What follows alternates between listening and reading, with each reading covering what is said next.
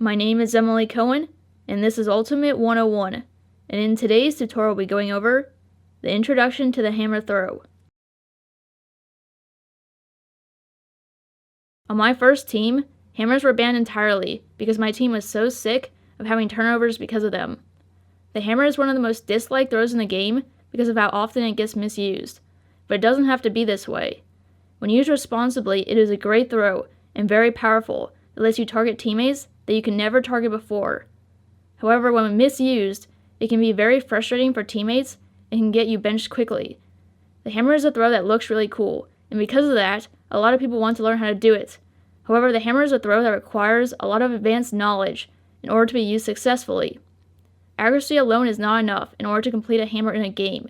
You can throw it the best form ever and throw it exactly where you want, but it means nothing if it hangs in the air long enough for the defender to catch up. Throwing skill is made up of two different groups. The first group deals with accuracy, technique, and velocity. The second group deals with decision making, throw selection, and field vision. You need skills in both groups to complete a pass. It doesn't matter how accurate you are if you are throwing to people who aren't open. It doesn't matter how open the person is if you can't get it there. While hammers aren't that much harder than our previous throws in the first group, they are significantly harder in the second group. The key to using hammers responsibly is mastering a concept I call throw selection, and that is what we'll be going over for the rest of this video. If you've watched some of my other videos, you know that there are a lot of different ways to get the disc to the exact same spot.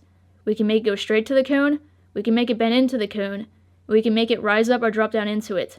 Today we're taking this one step further, and understanding that while they end in the same spot, they are not equal.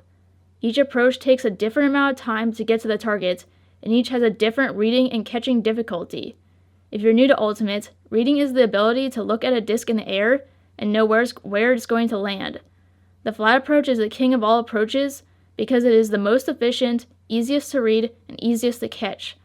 Flat throws have the shortest path possible because they go in a straight line. So assuming you can throw all your throws at the same max speed, your flat throw will always get to your target faster than any other throw. This matters because it gives you the best possible chance to get the disc to your target before the defender gets there. They are the easiest to read because they go in a straight line, so it's very easy to tell where it's going to land, and the easiest to catch because they have a flat angle to catch with. Now let's compare flat to bends. Bends have a very long flight path, are hard to read, and are thrown angled, so they are more difficult to catch.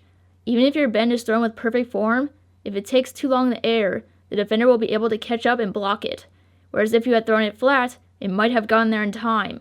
Additionally, because bends are hard to read, your teammate can completely misjudge it and go the wrong direction, resulting in a turnover even though you threw it perfectly.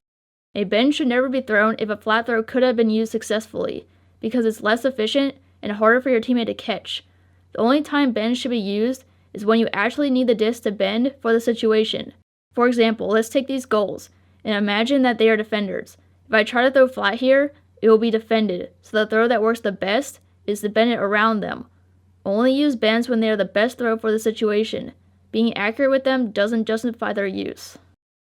Rises and drops are a decent amount more efficient than bends, which is useful, but it's still less efficient than flat.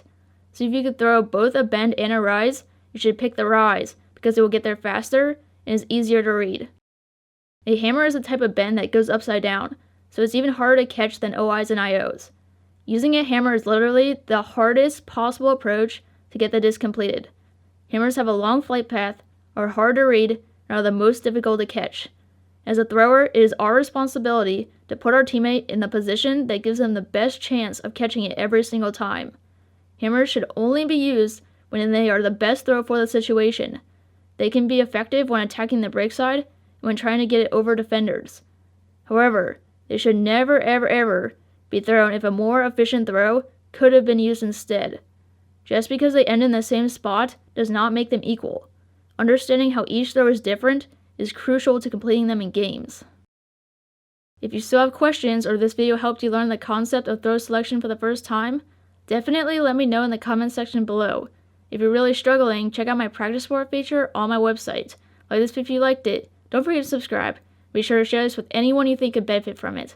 This is Ultimate 101, and I'll see you next time.